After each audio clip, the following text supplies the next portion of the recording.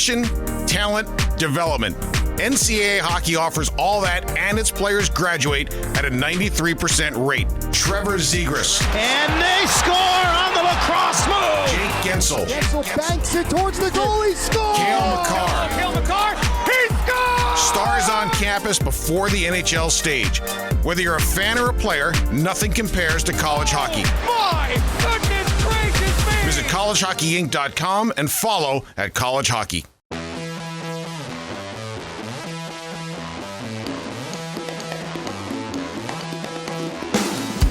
Welcome to College Hockey Today. I am Jason Hadjdu with College Hockey Inc., joined as always by Grand Forks Herald hockey reporter Brad Schlossman. Schloss, back from a place near and dear to your heart, I'm sure, Baxter Arena in Omaha. Yes, it was a great trip. I spent the drive down there listening to every college hockey podcast I could find. I queued them up, listened to them all.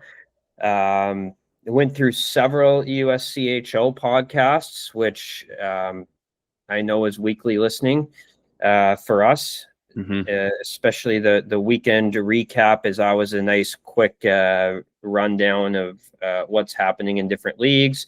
I listened to the Tim Danny was on the College Hockey News podcast. That was fun. If anyone is curious about the math behind the MPI, Tim Danahy and Adam Woden are much smarter humans than you and I are. So it was actually really fun to listen to that. You know, I went and listened to Chris Peters. He has a podcast about prospects, and they talk about a lot of college hockey prospects. You know, there's the CCHA show, the Pipeline show. I listened to the MAV podcast too, you know, so, you know, there's a lot that'll get you through a 7-hour drive pretty quick.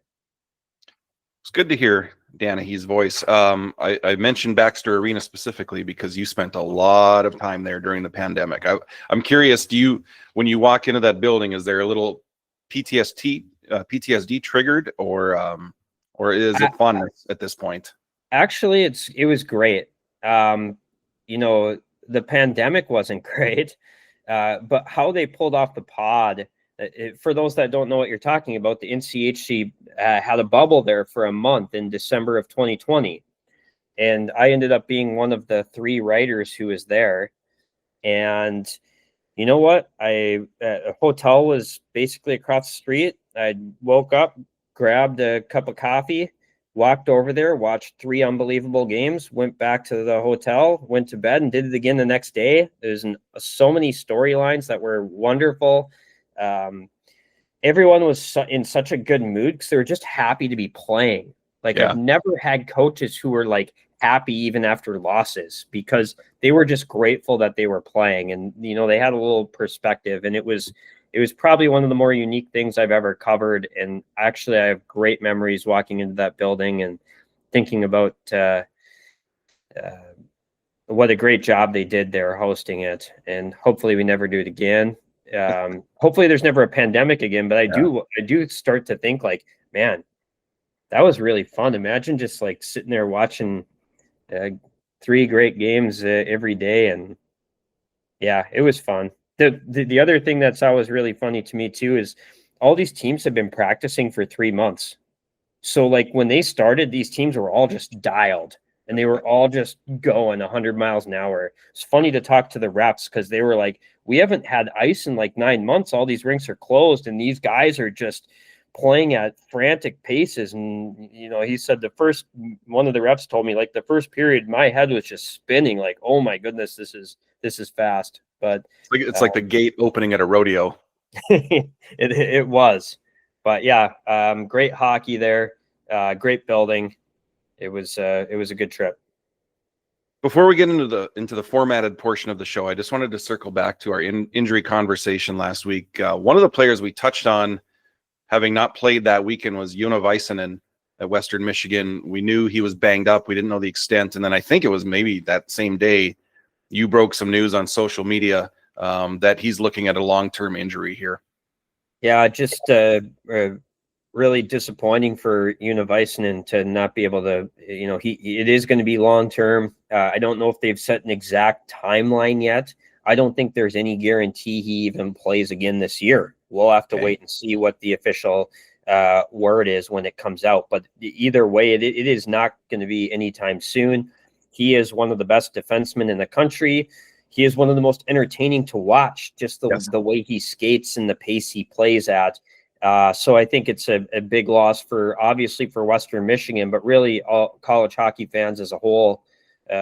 He's one of the players that's just really enjoyable to watch play the game, and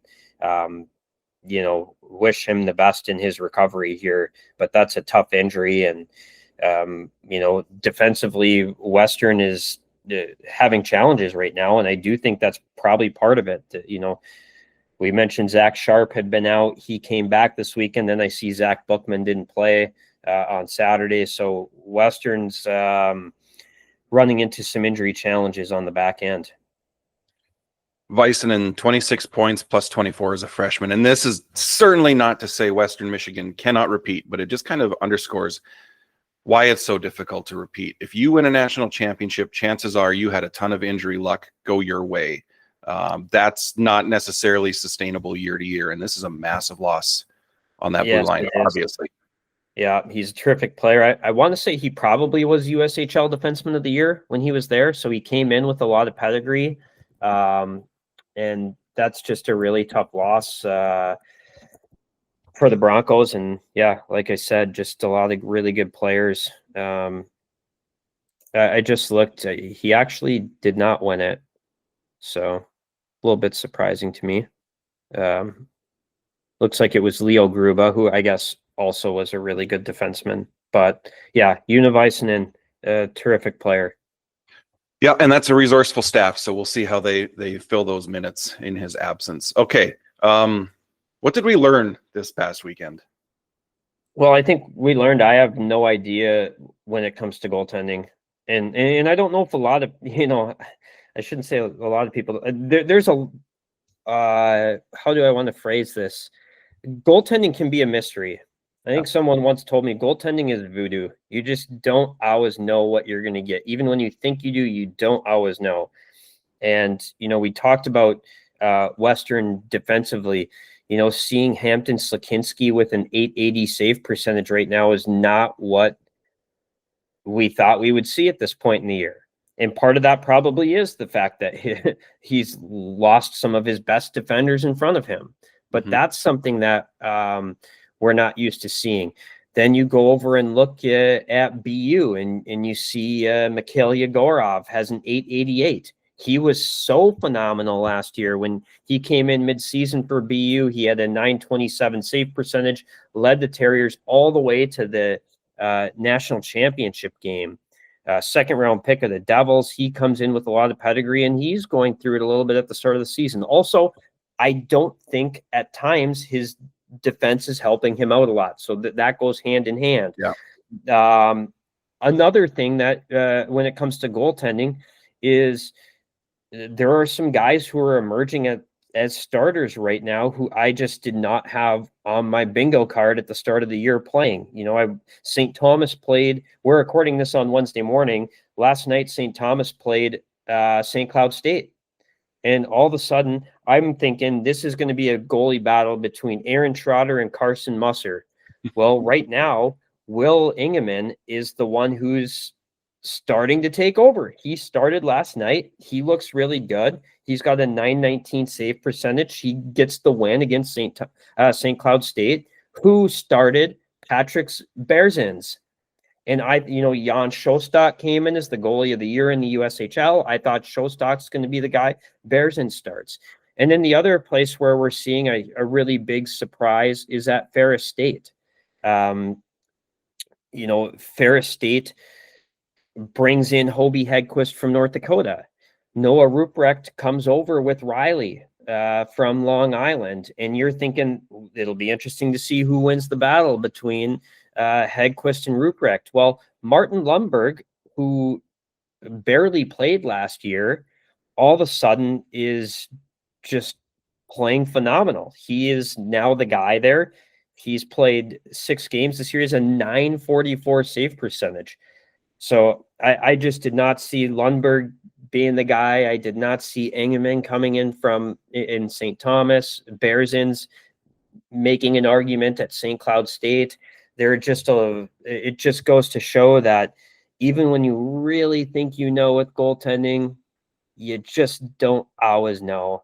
And there are guys that, sometimes emerge. And, we talked last week about Nicholas Bevilacqua at Bentley. He's playing really well, so sometimes you just don't really know who's going to be the guy. In some cases, and we're talking like a 10-game sample with someone like Hampton Slakinski. That's not nothing. That's a pretty sizable sample. But I think in a lot of these cases, including him, you need to trust the track record that they'll go right. Albin Boya, Simon Letkozy, seeing players like that with sub 900s is jarring. Albin Boya was a All-American last year. Yeah, and I don't know what to make of it either, other than, like you say, goaltending is voodoo. Yeah, and a lot of it can be how teams defend. Are they clearing out rebounds? Are teams getting second and third whacks at it down low? I mean, you were here back in 2016 in North Dakota's goalie was Cam Johnson, and he had an incredible save percentage. The next year they lost a lot of their defensemen, and the save percentage just plummeted. And it wasn't really a what went wrong with Cam Johnson. It was, he had an elite defensive core with 4 NHL guys in front of him, and they're gone. So that can be a part of it as well. But some of these stories are just guys who emerge that you just do not expect, and you do not pencil it in. And we're going to talk about a few more of these as the podcast goes on. We'll start with the independents as we go around the country, and we'll focus on Long Island, a 3-game winning streak after a road sweep of Robert Morris. They still haven't played a home game. Long Island. Daniel Duras is a sophomore goalie. During that 3-game winning streak, he's put together a neat 954 save percentage. The Sharks also beat Merrimack to start that 3-game streak, and they've been competitive since the start of the year. 3 of their 5 losses by 1 goal. Yes, and Dylan Kinch, he's off to a really good start there. He had a huge season last year in the BCHL. That was a really good pull for Long Island to land him. And he's 11 points in 9 games to start the year. Brett Rylance came over from American International. Some of these American International players that got spread out, we're seeing them have a lot of success at their new places wherever they've gone. And Rylance is one of them. He's had a lot of success at Long Island. Now the Sharks had to play Minnesota in Minneapolis, and like you said, they've been competitive even in their losses. 4 and 5. Like they lost in overtime to Penn State. They lost in overtime to New Hampshire. Lost in overtime to Canisius. So 3 of these losses are overtime. They've only lost 2 regulation games this year, and that was at BU in a game where Long Island outshot BU, and the other one was a 3-0 loss to Penn State. And that was obviously, as you said, on the road. So this team has been really competitive this year. And I think, I was reading some tweets, and Bob Motzko has definitely taken notice to that and wants to make sure his guys aren't taking this team lightly, because they've been pretty impressive. After the Minnesota series, they'll finally get a home game the following Friday against Merrimack, and then right back on the road for 3 more in a row. So life as an independent, not always glamorous. I want to shout out their logo. I love LIU's logo so much. Yes. It's so great. Just wanted to throw that out there. Also of note, this is not unusual for Alaska Anchorage, or really for any independent program, but especially the Alaska schools. But I'm always fascinated by these scheduling quirks. On Friday, the Seawolves will begin a 6-game, 9-day road trip. 6 games in 9 days on the road at Bentley, Stonehill, Brown, and Holy Cross. Yeah, that's a challenge. That's a lot of games in a short amount of time. Energy levels could go down. They're probably going to have to manage how they play their guys. That I just can't believe how many games they're playing in a short amount of time. And the first, 5 games are in 6 days, 7 days. Yeah, they'll have the typical Friday, Saturday at Bentley, and then they have a Tuesday, a Wednesday, and a Thursday. Yeah, all and in all one at different spots. Tuesday at Stonehill, Wednesday at Brown, Thursday at Holy Cross. That's reminds me of a little bit of some of the schedules that Fairbanks has played recently. I don't think they cram that many games in that little of time, but you should try to Google the story that Chris Murphy wrote for College Hockey News about Alaska Fairbanks and how they travel. And it was fascinating to hear some of the guys about, just some of the things they do on the road because they're on the road so much. The carrot dangling at the end of the stick for Alaska Anchorage is they will be off Thanksgiving weekend. So much deserved time off after this 9-day road trip. All right, Atlantic hockey. There are 2 teams in the country with 7-game winning streaks. One will probably not surprise folks. That's Michigan State. The other is our RIT and first-year head coach Matt Thomas.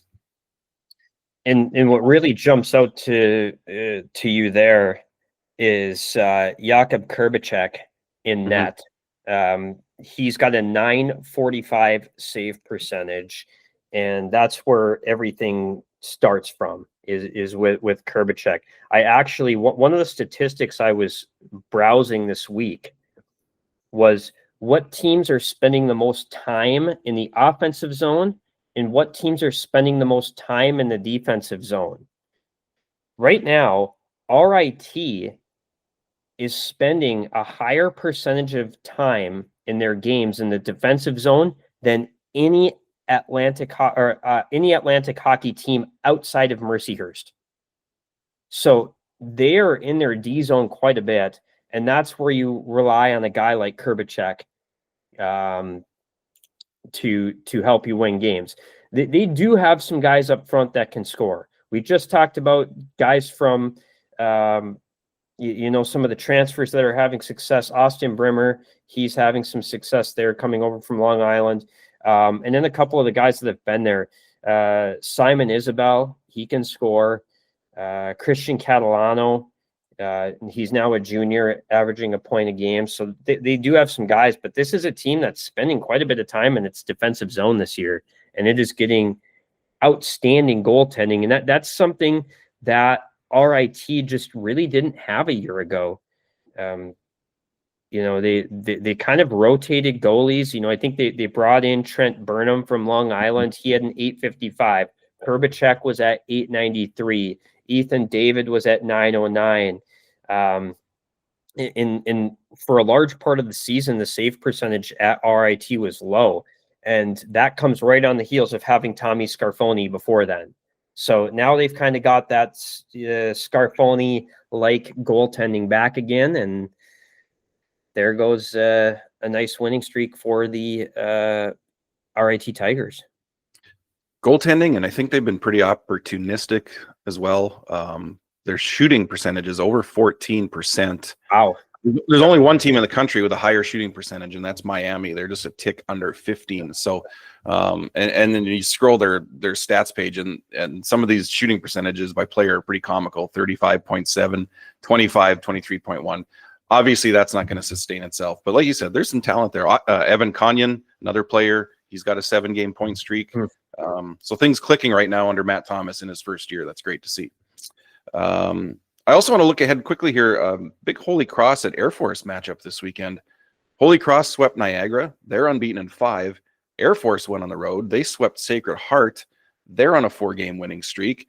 And speaking of goalies coming out of nowhere, Dominic Wasik doing that for Air Force. Yeah, that's what Air Force, I think, has 5 goalies on the roster. And Air Force starts the season. Carter Clafton has that 58 save performance against Denver. He stopped 58 of 59. And at that point, you're thinking he's probably going to take over as the guy. But yeah, Dominic Wasik has turned out to be the guy as of late. He's won 4 straight starts, and he's got a .928 save percentage. So, Yeah, I would assume he's the guy this weekend, but Frank Sertori said the famous line before the season started. Someone asked why do you have 5 goalies on the roster? And he says, because I don't have 6. So apparently Frank Sertori buying into the goalies as voodoo, and let's just have 5 of them on the roster and see which one pops. And right now that's Dominic Wasik. Wasik has the hot hand there for sure. Let's move over to the Big Ten. We mentioned RIT's 7-game winning streak. Michigan State also a 7-game winning streak. They haven't lost since opening night. They just keep rolling. Conference sweep to open Big Ten play of Penn State, winning 2-1 in overtime, 5-0 on Saturday to close things out. The Spartans have only allowed 6 even strength goals all season through 8 games. Yeah, that's what's been really impressive to me. We know how Penn State plays the game. Penn State likes to get up and score and play these high scoring games, and to play a series against Penn State and allow just 1 goal. And I actually, if I recall correctly, that went off of a skate or something too. Yeah. Gavin McKenna got the lone goal in that series. Right. Yep. Kind of threw it at the net. Yep. That was on Friday night. It ended up a 2-1 victory for Michigan State. And yeah, like you said, Saturday night, the Spartans come back. The shots were really high in that game on Saturday night. That was more of what you would expect to see. But, you have Trey Augustine in that 36 save shutout. He's obviously as highly touted as they come, and he's a guy where he's giving you exactly what you expected coming into the year. So Michigan State's rolling. I feel that's a really well put together roster. I was just going to say, I don't know where you would diagnose any glaring weakness. Like I mentioned how stingy they are at even strength, but they're also averaging almost 40 shots on goal per game. Mm-hmm. Yeah, you've got some of the really young high-end guys like a Porter Martone in there that's going to come in and make an instant impact. Riker Lee, some of these top draft picks. But as we know, you really need to mix in some of the older players. Charlie Stramel's having a great senior season. He came back. They've got guys like Daniel Russell and Shouty who are older players and veteran players. Matt Basgall is a guy that's been around and played a lot of games on the back end. So you have like this mix of, Sturbach's an upperclassman now. Patrick Geary's an upperclassman now. So you have this mix between some of the really young high-end guys and these older veteran guys, both up front on the back end. They've got some high-end skill, but they also have some guys that are just hard to play against too. They've got the goaltending as elite as it comes in the country. So this is just a really complete team. And, that's why I had them number 1 in my preseason rankings. And they have nothing this year that's gone on has made me want to stray from that. They were unanimous this week, actually, in the rankings. And the scary thing is we haven't seen Caden Lindstrom really producing offensively yet, still making his way back from that long injury layoff. This was the 4th overall pick 2 years ago. Big, young, strong, skilled forward.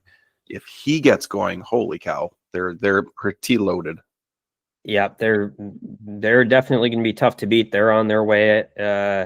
It feels it's probably tough to say winning the Big Ten this early, but they certainly feel like big favorites there. I know Wisconsin and Michigan have played really well to this point, but they're just so well put together.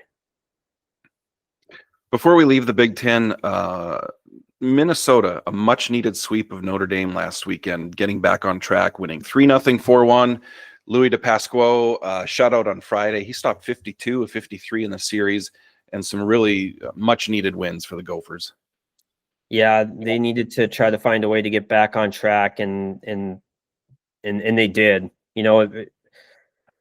I think the big thing for them was Saturday night getting some goals to fall. Friday night was a 1-0 game when Notre Dame pulled their goalie at the end, and Minnesota got 2 empty netters. And offense just has been so tough for the Gophers to generate. Speaking of teams that have spent a lot of time in their D zone, Minnesota is one of those teams. I think the the teams that have spent the most percentage of their games in the defensive zone. Number 1 was Alaska Anchorage. 2 is Mercyhurst. 3 was Harvard, and we're talking about a really small sample size with them because the Ivies just started. 4 is Northern Michigan, and then number 5 was Minnesota. So Minnesota, and also some of this is schedule related. Minnesota went Michigan Tech, Boston College, North Dakota, Minnesota Duluth, Wisconsin to start the season. So that's a little bit schedule related. But then just to come out in the series finale and score 4 goals, had to feel good for Minnesota because offense just has not been easy for them this year.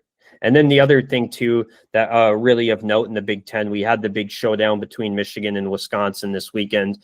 As entertaining as we thought it might be, Michigan wins the series opener 7-4. That was really a seesaw game. Michigan scores first. Wisconsin goes up 2-1. Michigan comes back and goes up 3-2. Wisconsin comes back and goes up 4-3, and then Michigan comes back and scores a couple goals. Just a highly entertaining series opener, and then Michigan tacked on 2 empty netters to, make it 7-4. But that's really a 5-4 game when the goalie gets pulled. Second night, Wisconsin comes back, wins 6-1, and shows why I think Wisconsin's one of the top teams in the country as well. So. Really good series at Yost this weekend between 2 definite top teams. So great weekend in the Big Ten for some entertaining hockey. I didn't get to see any of that series, but a couple of things that jumped out at me from Saturday's box score. Quick math here: 167 penalty minutes combined on Saturday. What went on there? Things got out. The game was over. Things got out of hand. I don't like sitting here and criticizing officials that much. When a guy takes a run at someone in a game that's over, there was an obvious major. I did see that play. Yeah. The puck was nowhere near the Badger player. They called a 2-minute minor for charging. That's where you need to say, look, no more of this. We're calling a major. And in all credit, I was in Omaha this weekend and saw the same thing kind of started to creep in. The official there was Ryan Hersey. He went over to both benches and said, no more. We are calling it.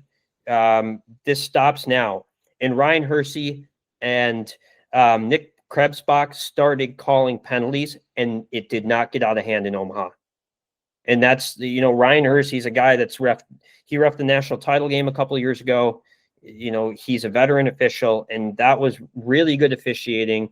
I just thought that the officials in the Big Ten had a chance with that charge to cut it out and stop it, and they didn't. And that's when things get out of hand. So, yes, things definitely got out of hand in that one. Michigan's lone goal that game, Luca Fantilli, shorthanded, and that's their 6th shorthanded goal this season. Michigan, that jumps out. That's the most in the country. Yeah. Okay, where are we at? CCHA, a team we haven't talked a lot about yet this year is Michigan Tech, but they're off to a 4-0 start in league play. They've won 5 of their last 6 overall. Steven Sardarian is red hot right now, 9-game point streak. Things are clicking for Michigan Tech under Bill McCall. Yeah, they look good too. I've watched a couple of their games. Sardarian is the headliner there. I think they were pretty excited to get him back for this year. And then another player that every time I watch them just kind of jumps out to me is Max Koskapurdy. I think he's a terrific player that doesn't quite get the recognition that he deserves for how good of a player he is. And he's off to a pretty good start right now. He's got 8 points in 10 games this year as a junior. You know that Bill McCall's kind of known as one of the top recruiters. He was at Michigan before, and he recruited a lot of those teams that had all those first-round picks. He was at Michigan Tech as an assistant and did a really good job there. You know, I have no doubt he's going to really get that thing going in Houghton. Just the way he recruits really good players, and we're seeing Taden Trembecki off to a great start there as a freshman, 12 points in 10 games. Power play weapon too so far. Yeah, and you know, he brought Owen Bartoszkiewicz over from Lindenwood. Bartoszkiewicz is a guy who had kind of bounced around for a few years, both in junior hockey and, you know, he started at Minnesota, goes back to junior. He ends up at Lindenwood. I think he actually had committed to Michigan Tech, or sorry, Western Michigan, and then Western Michigan gets Hampton Sokinski. He ends up back on the market. He goes to Lindenwood and just thrived last year. He was a big part in some of those upsets. And so when McCult got the job at Michigan Tech, Owen Bartoszkiewicz decided to come over with him, and he's been great as well. So definitely Michigan Tech looks really good this year, I think. So that sets up a pretty interesting series this weekend. They will host Bemidji State, who lead the CCHA early on. They're 5-0-1 overall, in league play. They're unbeaten in 6 after sweeping Lake State. And check this out. The Beavers have 30 goals at even strength. Only Michigan has more. BSU has 30, Michigan has 34. That's impressive. And don't go to overtime with Bemidji State. The Beavers have looked real good in overtime. Oliver Peer, he might be this year's Noah Laba, the guy who just always scores overtime goals. He's already got one of those teams every year, isn't there? There is. And right now, Bemidji State's gone to 4 overtimes. They won 3 and tied 1. So they have not lost in overtime yet this year. The other big thing we mentioned last week, Bemidji State still has not lost outside of the NCHC. Their losses are all the NCHC teams. They're unbeaten in the CCHA. They're unbeaten in non-conference outside of that. This is going to be a great series against Michigan Tech this weekend. Yep, great series in the CCHA for sure. ECAC hockey, 4-0 start for Dartmouth. They already have a +12 goal differential in those 4 games, wins over Cornell, Colgate, Yale, Stonehill, and they're 3-0 in league play. Hayden Stavroff scoring goals. They've got CJ Foley back in the blue line. A lot of things to like about Dartmouth. For sure. Really good team. CJ Foley is one of the top defenders in that, one of the top players in all of the ECAC. And, you know, he's logging big minutes already for Dartmouth. Goalie rotation there working pretty well. You know, Rowan Clark and Emmett Crotto are both playing quite well early in the year. And this is something they did last year. They rotated these 2 guys with quite a bit of success last year. It appears they're just going to run it back and do the same thing this year with those guys. But early returns really good for Dartmouth. This weekend they take the North Country trip up to St. Lawrence and Clarkson. That should be an interesting weekend for Dartmouth. But yeah, they're off to a great start so far. Really defensively not allowing a whole lot. That's what jumps out to me. Yeah, they haven't given up more than 2 goals in a game yet this year, and they've scored 17 goals for. So things are clicking for Dartmouth. Mentioned CJ Foley. He was the Ivy League Player of the Year last year, first team all conference. Really good defenseman. I believe he was ECAC Defender of the Week this week as well. Also, quick shout out to Joe Howe. Yale beat Quinnipiac 4-2 last week. I think that was on Friday. That's Joe Howe's first win as head coach at Yale. They also had Princeton 2-1 in overtime the next night. Yale's got some pretty good goaltending going on too, by the way. Yeah. So they also honored Keith Allan on. They did. That was good Sunday. to see. Yeah, rocking that Letterman's jacket. That was great. that was sharp. I did like those that. Never failed, right? I remember the outdoor game too when Brad Berry and staff were wearing those, and those pop. Yeah, Dave Hackstall had his Letterman's jacket on. That was cool to see. Impressive what he was able to accomplish at Yale, bringing a national championship there. No small feat, obviously. And Yale at Colgate, at Cornell this weekend. Doesn't get easier for them. In Hockey East, we've talked about BC, we've talked about BU, we've talked about Northeastern. We have not talked a lot about Providence, but one loss in their last 6 games, a win and a tie with a shootout win against UConn last weekend. John Mustard is having a great season so far. And Roger McQueen, he's still looking for his first collegiate goal, 9 games played. He did have 12 shots on goal on Saturday, so it's not for lack of trying. But Providence, 1 loss in their last 7. Yeah, John Mustard, just a guy with electric speed. You just notice him all the time, just with the way he skates. Logan Sawyer's having a really good year too. I don't think that's a huge surprise to see him come on strong here as a sophomore. Roger McQueen, number 10 overall pick of Anaheim.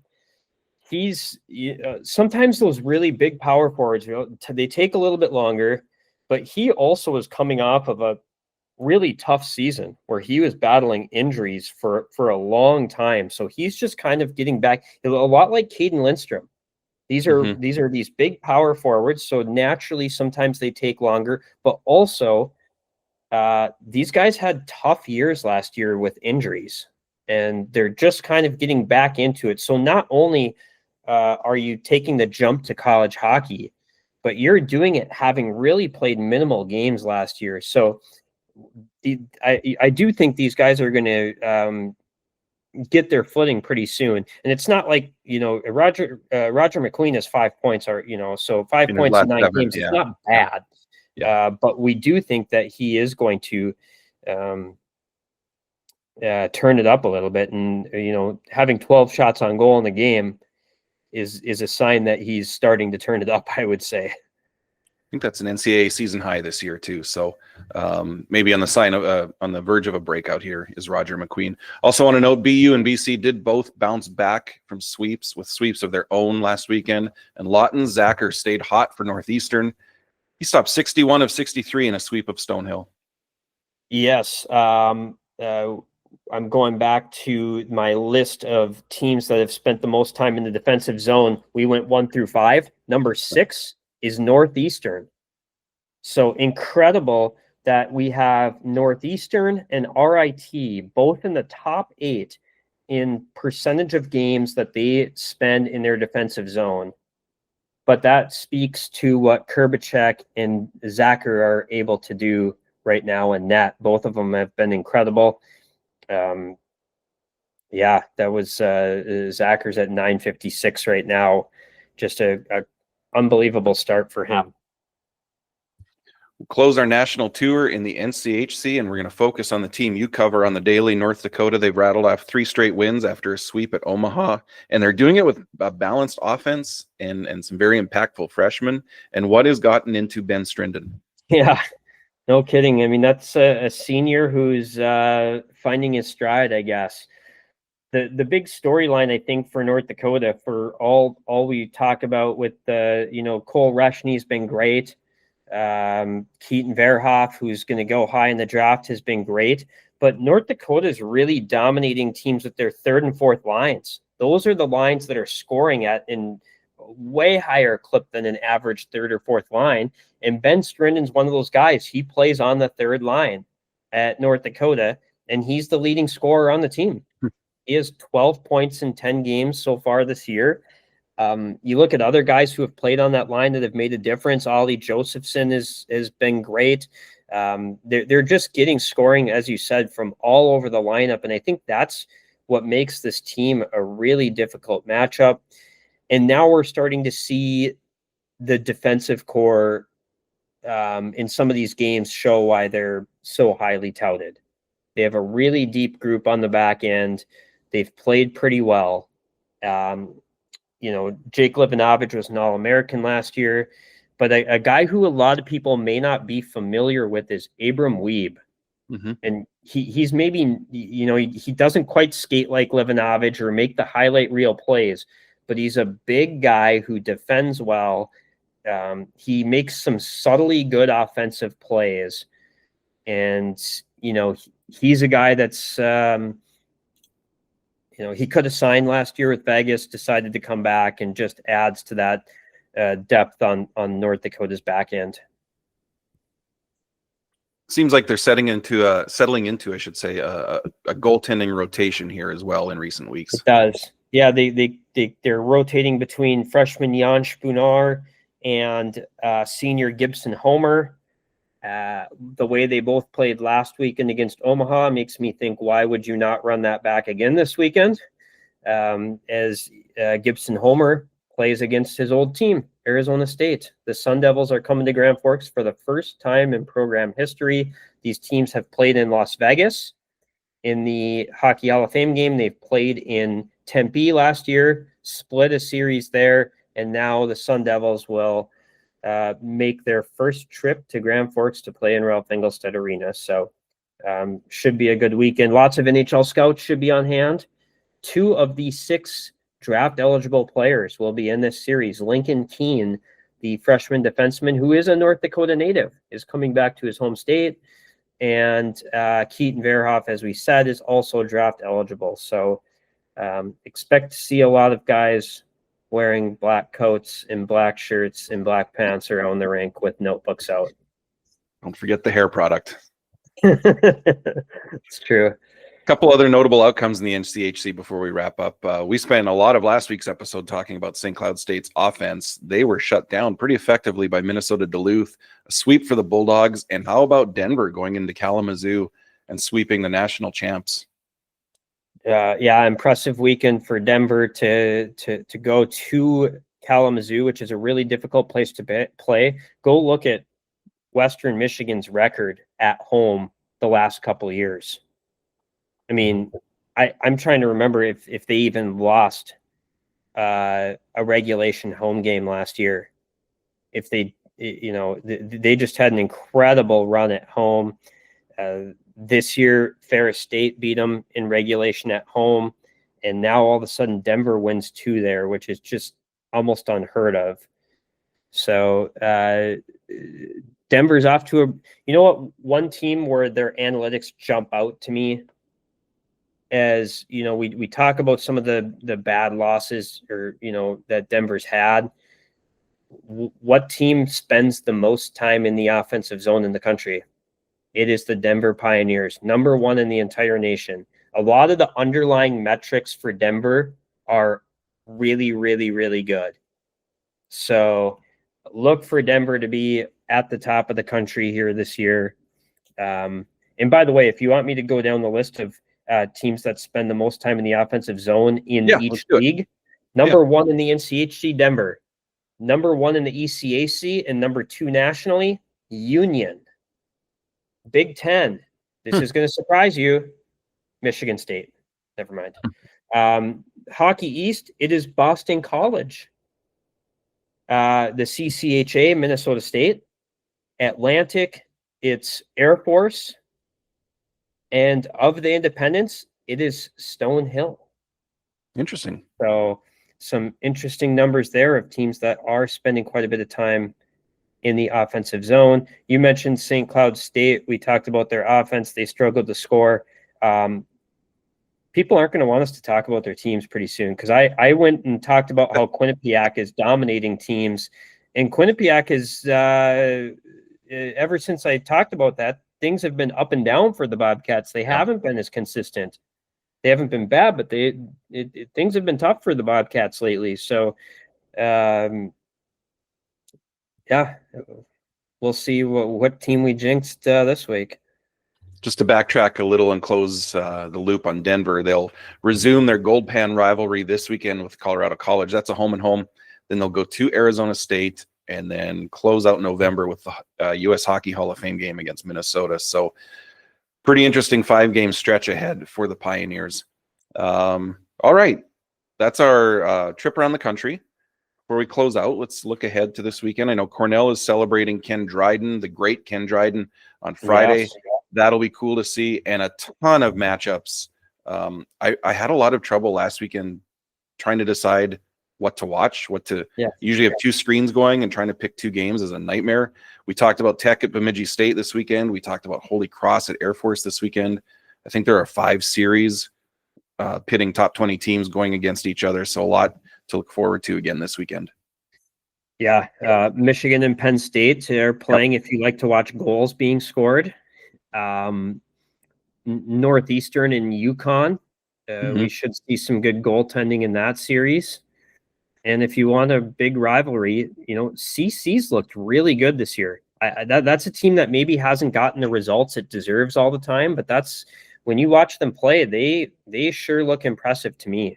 They look like a top half NCHC team. So some of those young freshmen are pretty good players. Should be a great weekend of college hockey. 2 other top 20 series, Boston College and UMass in Hockey East, and then BU against your Quinnipiac Bobcats. Yes, sir. All right. Sorry. Yeah, I'll be here in Grand Forks for that ASU series. I mentioned a little bit of Lincoln Keene coming back home.